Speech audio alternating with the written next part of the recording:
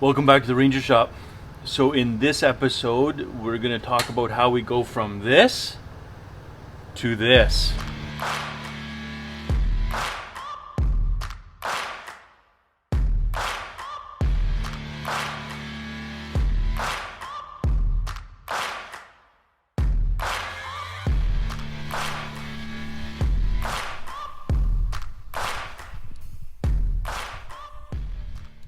Hi everyone, welcome back to the Ranger Shop, and this is part 2 of my Supercharger install. Let's get started.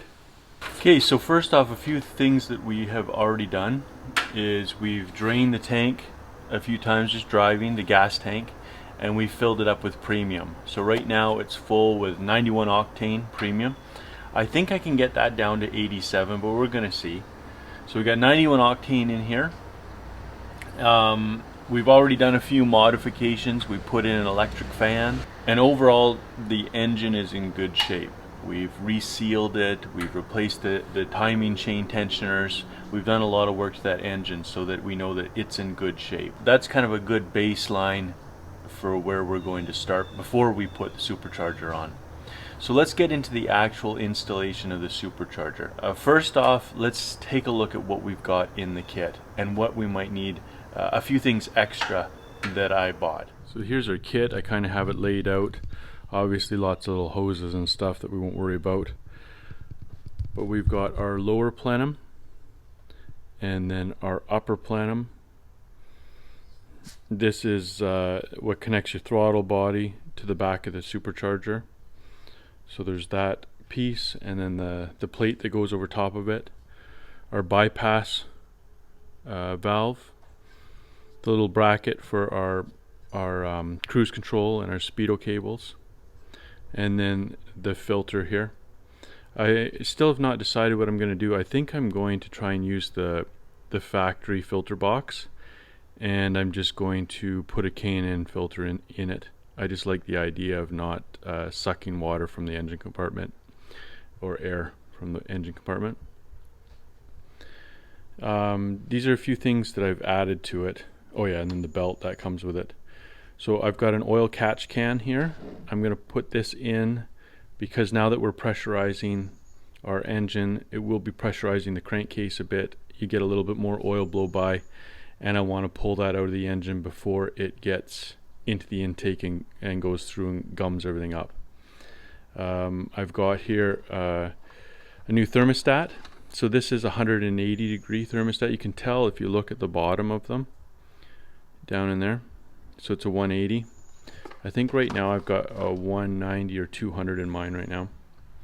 This is an air temperature sensor, this little guy here. So that's the sensor that's going to go right in the middle of this lower intake here. And then we've got this plug here that goes onto that air temperature sensor. So we're going to get into that in a bit. I'm also replacing my knock sensor. I just want to make sure that that's good because this controls a lot of your timing. And if it starts to pre-detonate or ping, you need it to be working properly. Otherwise you'll get engine damage. So that's it, roughly the kit. Step 1, we're just going to remove the negative battery cable, disconnect our battery. Then we're going to drain about a gallon of coolant out of our engine here. So this is the bottom of the radiator. And you can see right there that 3/4 inch nut right here. Just loosen that. The next step is we're going to remove our air intake system here. But we just need to understand what we're going to be doing with this in the future. So basically these bolts will just go through the new plate that fits in here that holds the air filter. So that just bolts right onto there. But if you've got post 2004, you'll have this style or mass airflow sensor. And what they did here is they've molded it into the lid. So to do this style, you need to cut this right here. And basically right around here is where your new air filter is going to clamp onto. Okay, so that's out of the way. So we're just gonna pop this out. Again, like I mentioned, I'm gonna try to reuse this. I like the style of the factory one. I like that it draws the air from where it's cool. And I'd like to eventually probably put it through here and put a snorkel in. So anyway, so this is I'm gonna try and keep this, but we'll see. To get this out, we're gonna be undoing our mass airflow connector here. And if you look here, you can see how many wires we have here. Actually, what it's got inside here is a mass airflow sensor and also an air temperature sensor. So it's measuring the air temperature and the speed of the air at the same time.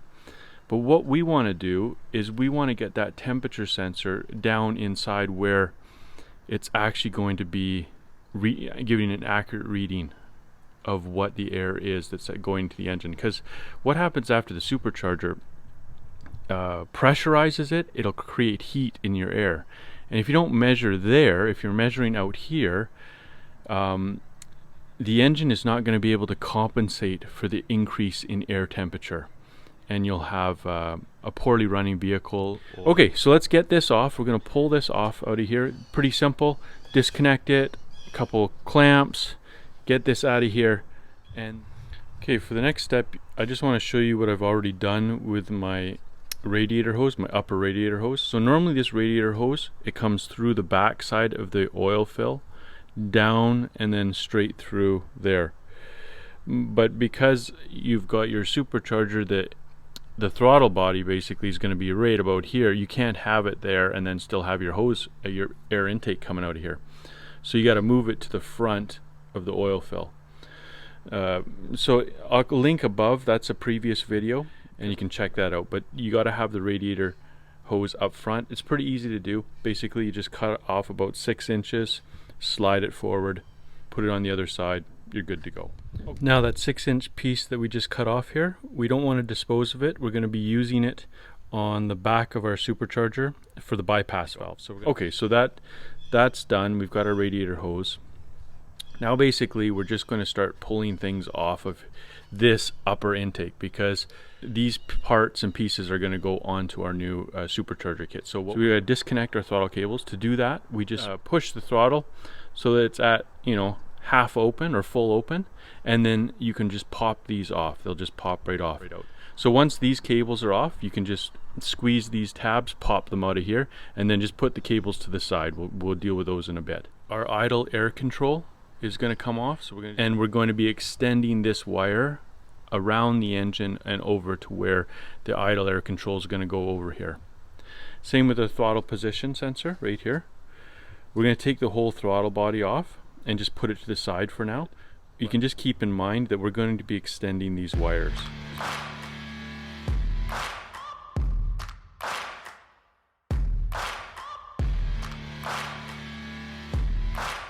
Okay, so our throttle body's off, idle air control's off.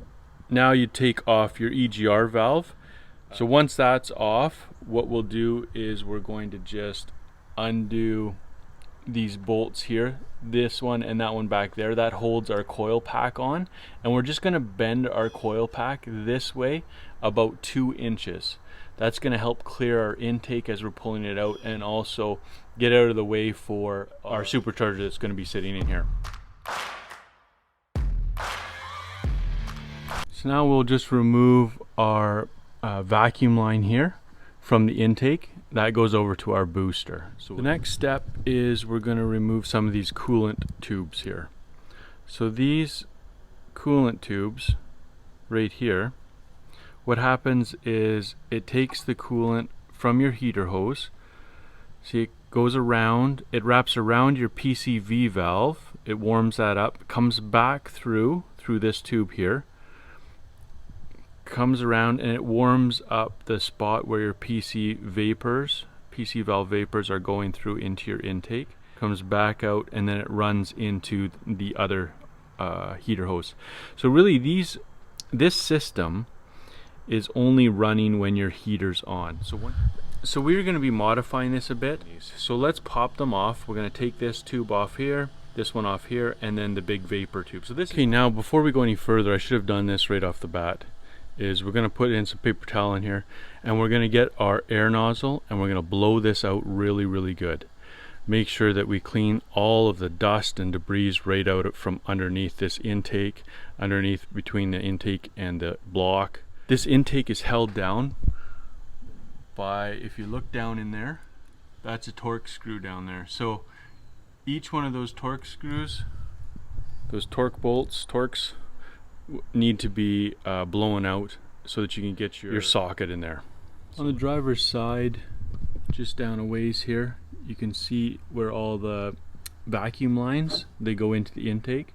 So we just need to pop that off. So after we get that vacuum line off, we want to just pull this vacuum line off here. This is just to reburn the fuel vapors. So we'll just take that off out of the way. So to get this out, it's a little bit of a pain. I don't know if you can see down in here. Now what I would recommend is if you've got a T30 1/4" drive, great. But if you don't, that's okay. Just use a 1/4" socket, deep socket, and get yourself one of those bit sets that have a lot of the Torx bits, and put a little bit of grease in here, and then slide the bit down into there. And then you can use a 1/4" extension, and do these ones by hand, because you don't want to strip this out. If you strip it out, it's kind of a real pain. Okay, so this will kind of help you see where they are. So on the front runner, you've got two, one on either side. You can kind of see it down in there, way down in there. There's the hole to go through the intake. And then on the back, same thing, one on either side on the back runner. And then the same on the other side.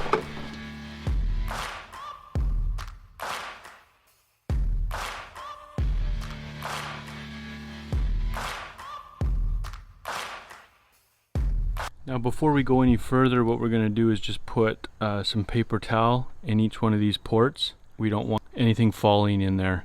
So now just the last little bit, I've been just cleaning the surface here of the head where the lower intake is going to bolt onto. Throw that new knock sensor in there. And then I'm just going to clean out these center bolt holes because they haven't been used before. Here's where with the intake, the factory intake, where it bolts onto, but we're going to be using all these bolt holes. So it's an M61 tap, and we're just going to hit all these just to clean them out so that we get a nice even torque on that lower plate. Okay, you can see that's where the knock sensor bolts on down there, and you can see how there's a rust ring around it. That needs to be cleaned off because you need it to sit really flat. If it's held up at all by rust or a little debris, it'll retard the timing on you because it thinks that it's missing, that it's knocking, that it's pre-detonating. So it's a really good idea to make sure that's nice and clean, and then we'll get it in there nice and flat.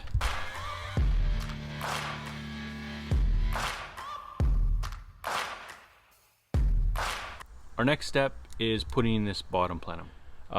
You notice there's a bulge here. That has to go to the front. It's not reversible. You can't have the lower plenum one way or the other. It has to be this bulge to the front. A few things you want to keep in mind when doing this is, first off, you can see that these bolt holes here at the bottom, these are slotted. So this enables this whole assembly to move forward or back. And the purpose of that is so that it will line up with our belt, the pulley on the supercharger. So what we need to do is we attach the top plenum to the supercharger. And then once that's connected, we have that all set up, and put the RTV around our ports here, and we bolt this down, but bolt it down loose. And then we line up the front of our nose of our supercharger with the belt. And then that'll help us to see whether this thing's got to be pushed back, forward. And what we're going to do is use a nice straight edge to see where that alignment is for the supercharger, whether it's got to go in and out, whether it's crooked one way or the other. So before I put this bottom plenum in though, this right here is going to be where I'm putting my intake air temperature sensor. So this here is going to enable us to get an accurate reading of what the temperature is right here just before it goes through into the engine. But to put it here, we need to run some wires. So we're gonna put in our sensor right now, and then we're going to wire it up underneath the plenum. We're going to run the wire underneath and then come up through here, over, and then over to where our mass airflow sensor is, because we're going to pick up these wires here, tie them into that sensor down here. So let's do that right now. Let's get this plenum all ready to go, and then let's get the upper plenum bolted onto the supercharger ready to go. And one of the things we need to do is we need to plug where the intercooler lines go, unless you've got an intercooler. So it's just Teflon tape. They've just got like a bung plug, and that just goes in there. So a little bit of Teflon tape there, and also some Teflon tape on our intake air temperature sensor. I showed you the part number for this at the beginning, but I'll put it in the description also. I think it's out of an F-150 or something. You can get a plastic one too, but I kind of wanted the metal one due to the heat, the location where it's at. So I'm going to thread that in there, and then the other bung plug in here. An easy way to do the Teflon tape is to hold the fitting in your left hand, and your right hand you just go over top of it, and that way you'll be wrapping it the right way so that it's going with the threads, not against them. So you can see how it looks now. You've got the two plugs and then the sensor right in the middle. So this is ready to go now. What I'm going to do is I'm just going to clean the surface off with some acetone, just so it'll have a good sticking surface for the RTV silicone. And then I'm going to mount the upper plenum onto the supercharger. Sensor's all done, crimped in here. Again, just using the shrink connectors. And so that I'm just going to run that wire right to the front, up like that, and then out and across. So that's how I'm going to install it, just like this for now, and I'll hook this up after. Okay, so I got both cleaned off with acetone. I've got my bolts sitting here, and I've got some thread locker here to go on the bolts once we're done. So I'm just going to put a nice bead around here now of RTV.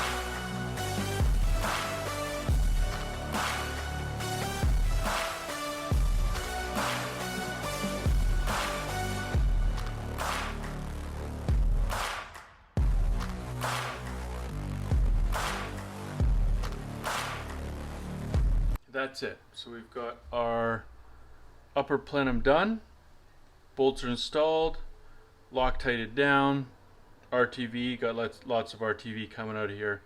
So now let's get the lower plenum installed in the truck, and then we'll mount this up to it and get it all aligned as we want it.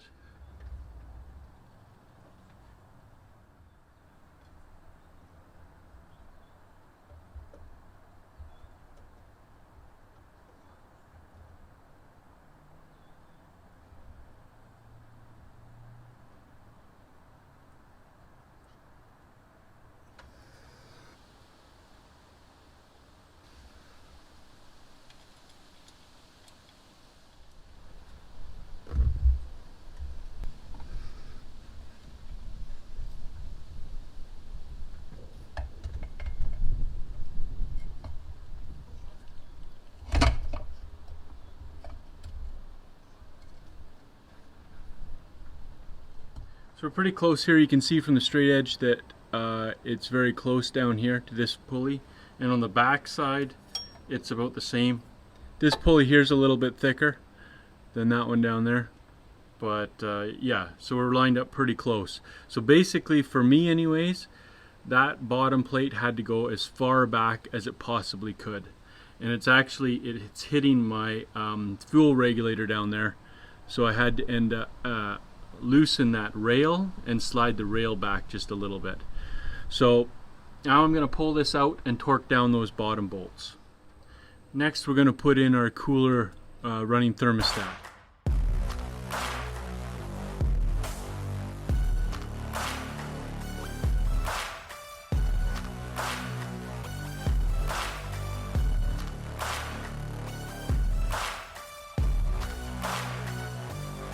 Everything's bolted down here. Next step is this PCV line here. It's a plastic PCV line. So this is going to get cut back here, and we're going to put a chunk heater hose in there, and then that's going to go up to the upper intake. And then this coolant line here, that's the one that wraps around for the PCV valve there, that is going to go right here, just like that. So we're removing this line, and this line is going to go right to that one. That's what we wanted to look like. We've got a little chunk of tubing there. So this is going to go up into the plenum, upper plenum here. And then this hose is connected over here. Okay, so let's go get the upper plenum and that air box thing at the back of it all ready to go. So for me, I'm going to have a boost gauge. So that's what this fitting is for. This is going to be my boost gauge. This one I'm just going to blank off.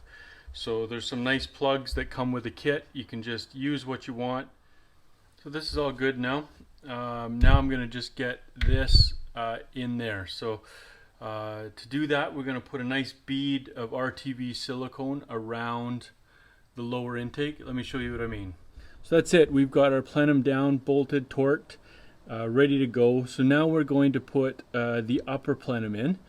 To do that, we need to run a bead of silicone around here, RTV, around the edge. But on these ports in the center, we're going to run the bead of RTV right around this bolt. So completely around this bolt, plus across here. So we're going right around so that it doesn't allow any vacuum leaks through here.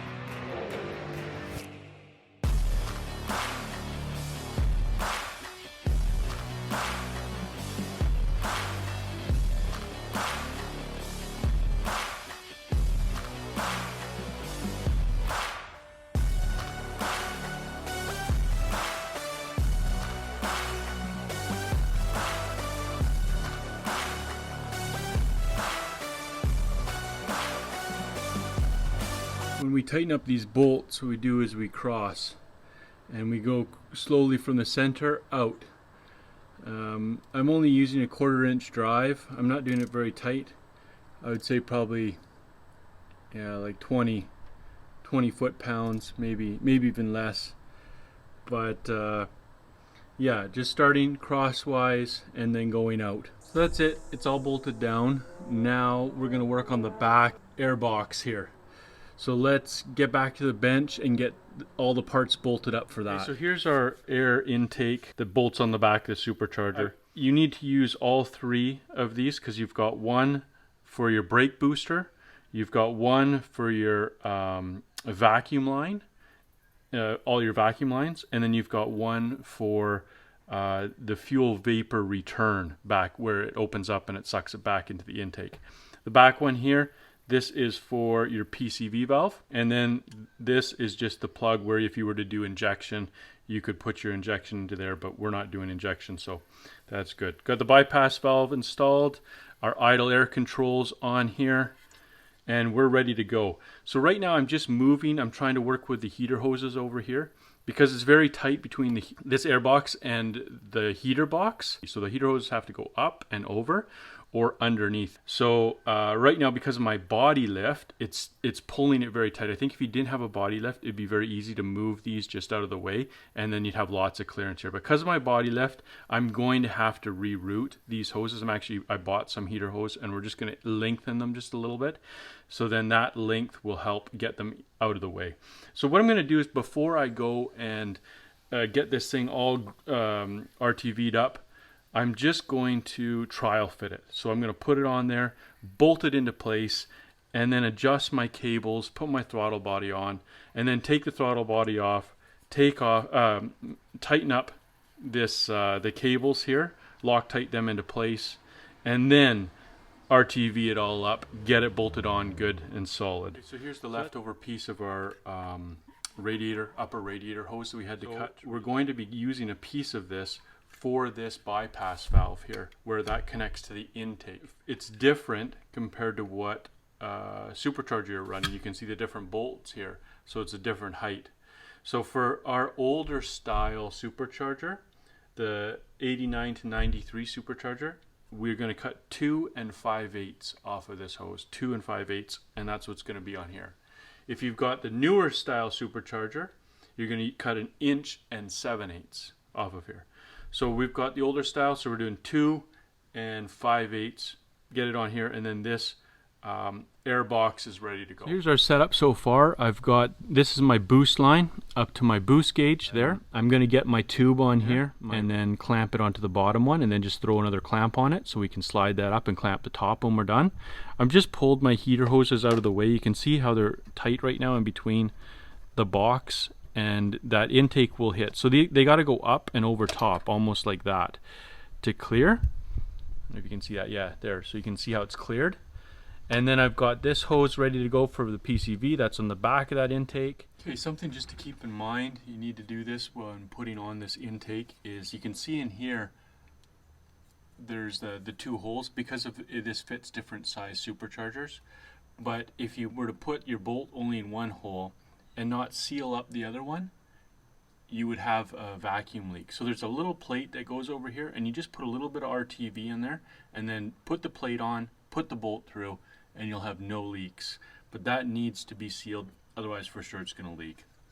So the way we're going to drop this in is we're going to try and hook the hose on the bottom. You can see it right in there. Got the clamp down there. We'll just push the hose onto it, like sideways, push it back and then down, keeping some space between our RTV and the back of the supercharger. Slide it down and then bolt it into place. So we're just going to do a test run here right now.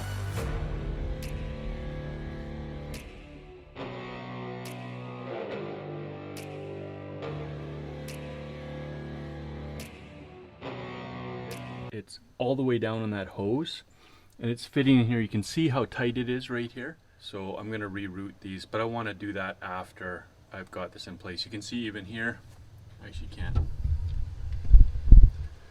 See down here with this tube where it comes out, it's pointed almost right at the throttle body. So this has probably got to be bent a little bit. All these hoses and wires back here to tie it down really good, because your throttle cables and your cruise control cables, and if it gets caught, then you'd be in real trouble. You could go full throttle and not be able to shut it off. So RTV'd it up to match the shape of my supercharger. It's the oval port, and I'm going to put some inside there, but I'm going to get it installed first, then do that.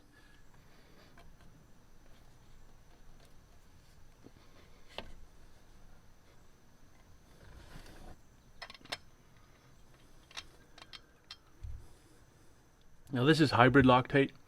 It's kind of a combination between blue and red. You want to use red on here because you want to be able to take this apart in the future if you need to. And seal that up, and then we're going to put a little bit on top of that washer to seal the bolt up. Okay, let me just take you in here and show you this.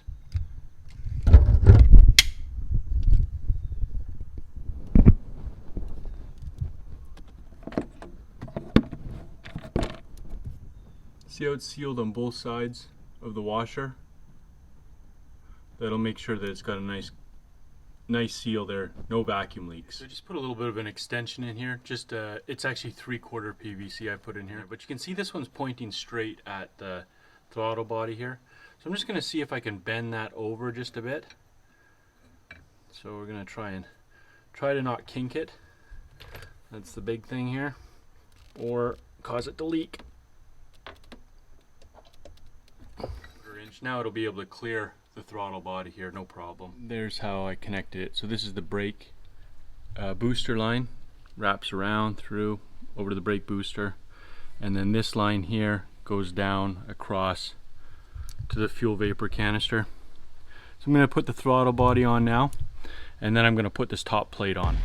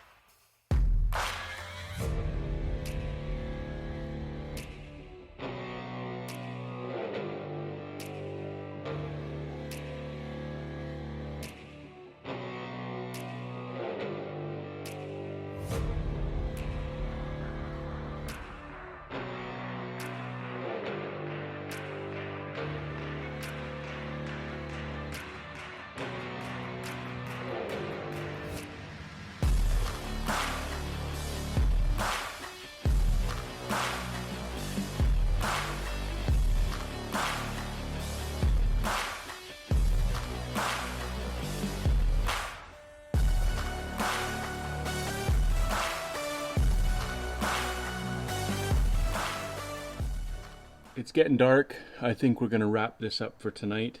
Just going to block off the port here, block off the EGR port over here, and then call it a night. It needs to set up 8 hours before you start it. It'll give it a chance to do that. And everything's going good though. I like it. So far I've found all the pieces fit together really nicely. They're machined very nicely, or cast very nicely. Everything just fits. It fits well. We'll see you in the morning.